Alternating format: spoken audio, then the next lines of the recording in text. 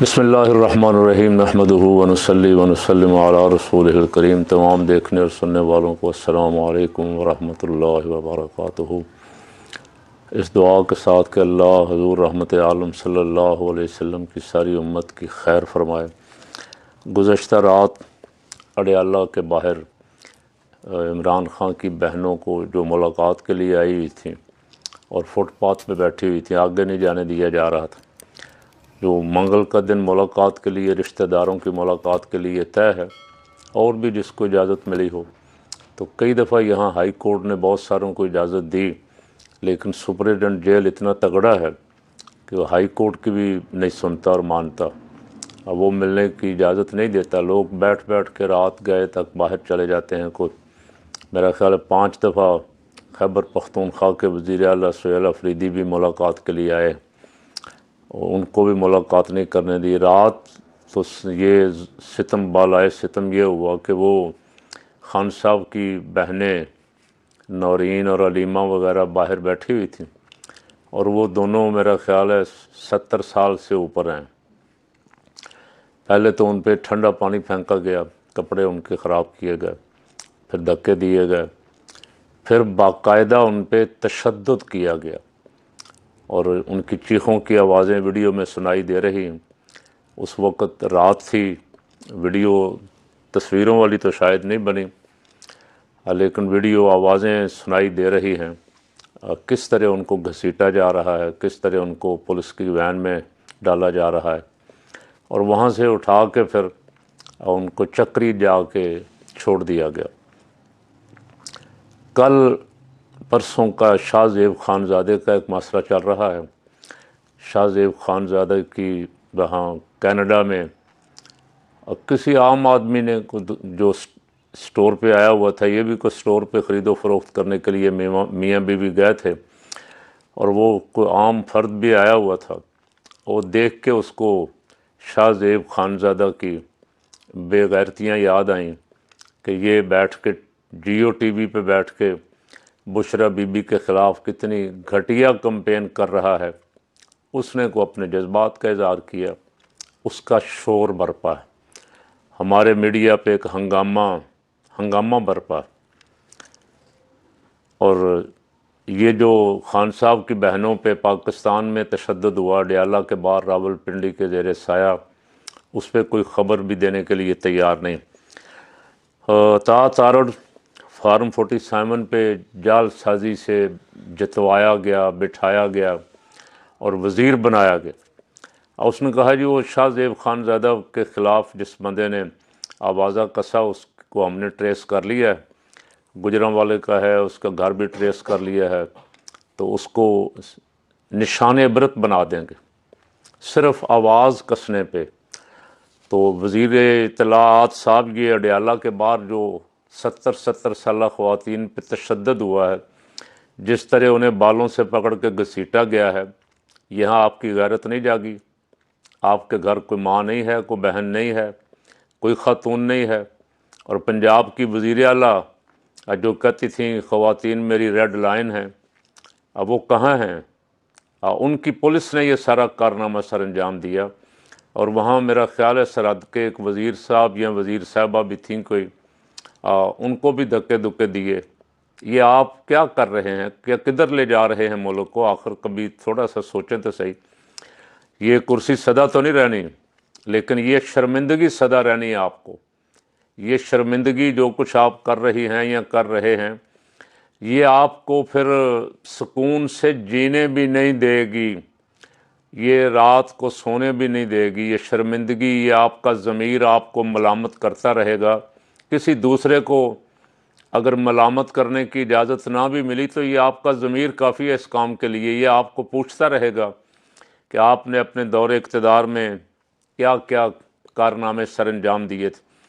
تو میں اس کی پرزور مذمت کرتا ہوں، اور جو بھی اس میں ملوث ہے اس کو شرم آنی چاہیے۔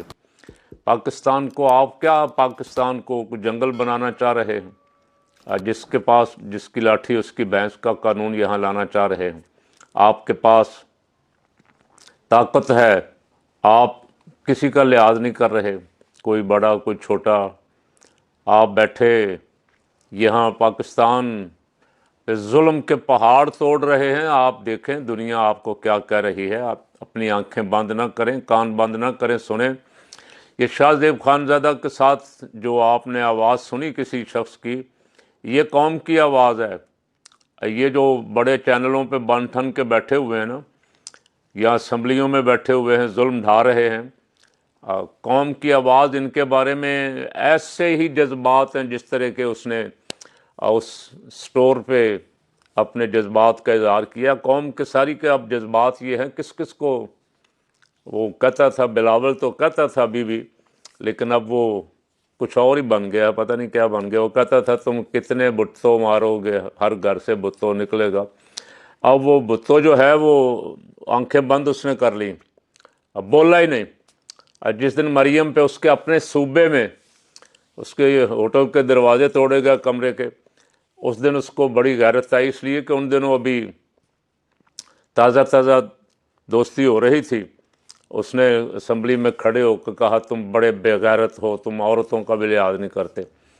لیکن ان دو عورتوں کو پہ رات جو تشدد ہوا, جو گھسیٹا گیا, جو بے شرمی کا مظاہرہ کیا گیا, جو بے غیرتی کا مظاہرہ کیا گیا, اس پہ بلاول کو ایک لفظ بولنے کی توفیق بھی نہیں ہوئی.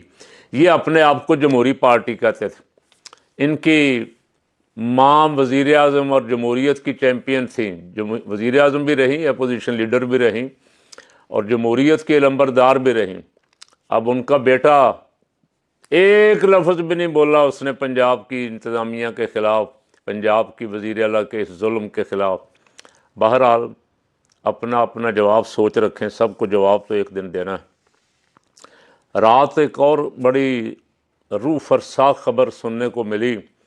محمد بن سلمان ولی عہد سعودی عرب گئے ہوئے ہیں امریکہ کے دورے پہ, اور ان $600 بلین کی انویسٹمنٹ وہاں امریکہ میں کرنے کا اعلان کیا ہوا, جس کو انہوں نے کہا وہاں رات ٹرمپ کے ساتھ بیٹھ کے کہ اس کو ہم $1 ٹریلین تک لے جائیں گے. $1000 ارب کی انویسٹمنٹ سعودی عرب امریکہ میں کرنے جا رہا ہے.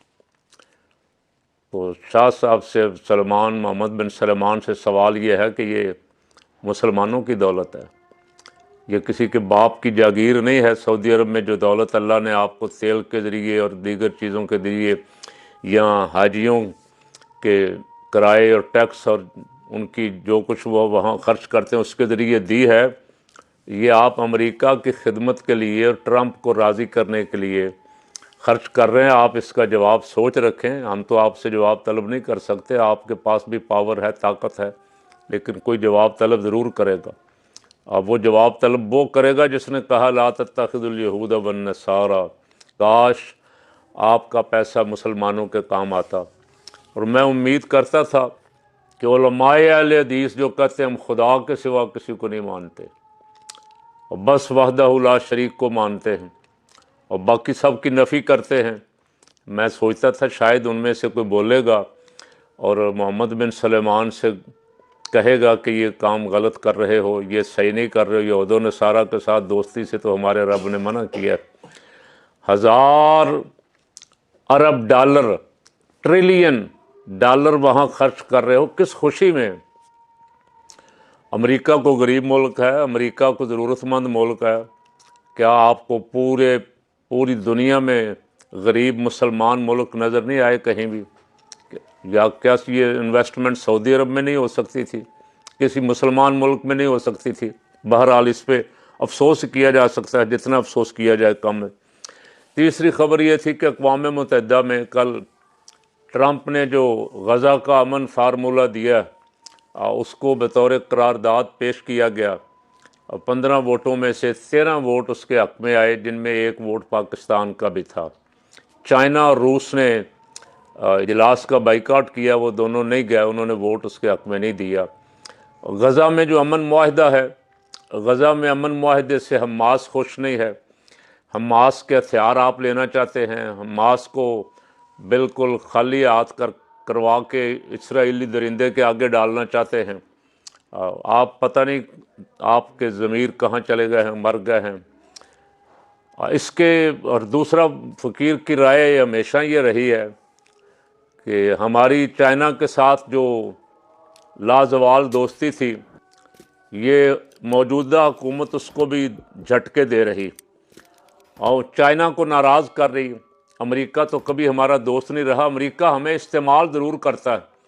امریکہ نے عراق کے خلاف ہمیں استعمال کیا، افغانستان کے خلاف ہمیں استعمال کیا، اور جب ان کو موقع ملتا ہے ہمیں استعمال ضرور کرتا ہے، لیکن دوستی اس کی انڈیا کے ساتھ ہے، دوستی اس کی ہمارے دشمنوں کے ساتھ ہے۔ 71 کی جنگ میں بھی ہمارے ساتھ دھوکہ کیا، اور بعد میں بھی جتنی دفعہ بھی ہمارے خلاف کوئی اقدام ہوا امریکہ تو ادھر ہی کھڑا تھا۔ چائنا ہمارے ساتھ ہمیشہ کھڑا ہوا، اس جنگ میں بھی ہمارے ساتھ کھڑا تھا۔ تو فقیر کی رائے تو یہ ہے کہ ہمارے وزارت خارجہ والوں کو 1000 دفعہ سوچنا چاہیے کہ ہمیں چائنا کے ساتھ کھڑے ہونا چاہیے تھا۔ اگر چائنا اجلاس میں نہیں گیا تھا ہمیں بھی نہیں جانا چاہیے تھا۔ ہم نے وہاں جا کے اجلاس میں صرف ٹرمپ کو تو خوش کیا ہے، لیکن ہزاروں مسلمانوں کے خون میں اپنے ہاتھ بھی رنگ لیے ہیں کہ ہم بھی قاتلوں کے ساتھ ہیں، ہم بھی خون بہانے والوں کے ساتھ ہیں۔ اللہ تعالی ہمارے حکمرانوں کو ہدایت نصیب فرمائے اور وہ پالیسیاں بنانے کی توفیق عطا فرمائے جس سے مسلمانوں کو فائدہ ہو، پاکستان کو فائدہ ہو، نہ کہ امریکہ کی غلامی میں آپ کے نمبر اور کو بڑھ جائیں یا کوئی انعام آپ کو مل جائے، یا اور ٹرمپ کہہ دے کہ پاکستان کا وزیر اعظم بڑا عظیم آدمی ہے اور پاکستان کا آرمی چیف بڑا عظیم آدمی ہے، صرف یہ دوست فکرے سننے کے لیے اور کچھ وقت اس سے لینے کے لیے آپ کس کس کو ناراض کر رہے ہیں؟ خود ہی اپنے آپ کو پوچھ لیں۔ اللہ تعالیٰ پاکستان کی حفاظت فرمائے۔